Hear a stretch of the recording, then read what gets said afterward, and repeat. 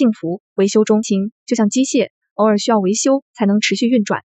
修车师傅沈宇成手艺精湛，沉稳可靠，总是专注于每一颗螺丝，每一道机械声音，对爱情却毫无头绪。